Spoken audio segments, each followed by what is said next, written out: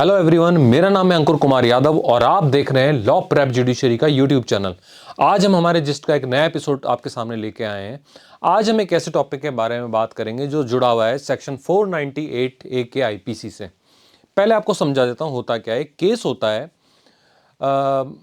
महाराष्ट्र का एक केस है जिसके अंदर एक बात आती है कि साहब अगर किसी की वाइफ को खाना पकाना नहीं आता हो और उसका हस्बैंड कुकिंग स्किल्स को लेके कोई कमेंट देता हो या उनके ससुराल वाले लड़की के कुछ ऐसे कमेंट देते हो, तो क्या उसको क्रुएल्टी में गिना जाएगा या नहीं गिना जाएगा, या वो पनिशेबल माना जाएगा या नहीं। इसको लेके पूरी बात होती है जिसपे सुप्रीम हाई कोर्ट अपनी कुछ क्लेरिफिकेशन देता है। जैसे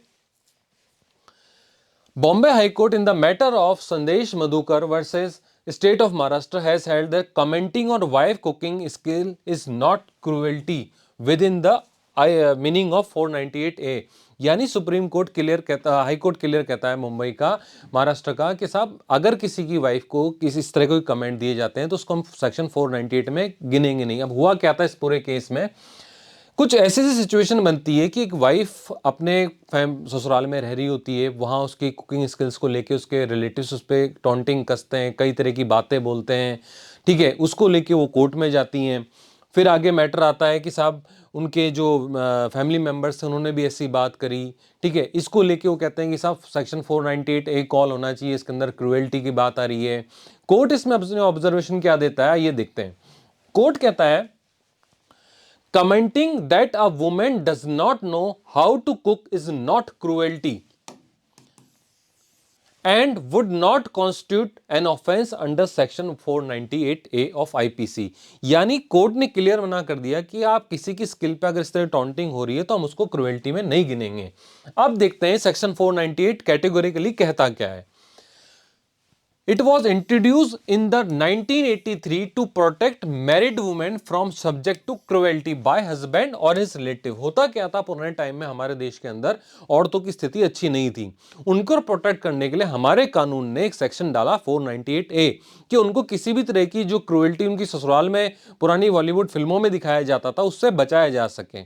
अब इसी चीज को जो हमारी नई भारतीय न्याय संहिता आई है उसके सेक्शन 84 के अंदर रखा गया। तो ध्यान रखना एग्जाम पॉइंट ऑफ व्यू से इंपॉर्टेंट हो गई है। पुराने में 498A में थी, नए के अंदर सेक्शन 84 जिसको भारतीय न्याय संहिता 2023 कहा जा रहा है। अब बात करते हैं इसका मीनिंग क्या था 498 में। It states that if husband और रिलेटिव यानी पति या उसके कोई रिलेटिव, चाहे उसके कोई भाई हो, मदर हो, फादर हो, हस्बैंड के, subject such woman towards cruelty would be punished with imprisonment for a term of might extend 3 years। यानी 3 साल तक की सजा उनको दी जा सकती है अगर ऐसा साबित हो जाता है कि उन्होंने किसी लड़की को यानी उस लड़के की वाइफ को उस घर के अंदर किसी तरीके से कोई उनको साथ क्रुएल्टी करी या एक्सप्लॉइटेशन करा। अब आता है क्रुएल्टी की मीनिंग क्या है। भाई क्रुएल्टी कहेंगे किसे कि साहब ये चीज क्रूएल है या ये क्रूएल नहीं है, तो यह दो प्रॉपर चीज दी हुई है। पहला एनी विलफुल कंडक्ट, यानी ऐसा कोई भी काम जो जानबूझकर करा गया है, as likely to drive women to commit suicide और कॉज ग्रेव इंजरी, यानी ऐसा कोई जानबूझ के की गई हरकत जिससे उस औरत को सुसाइड करना पड़े या कोई ग्रेवियस हर्ट या कोई सीरियस इंजरी हो जाए।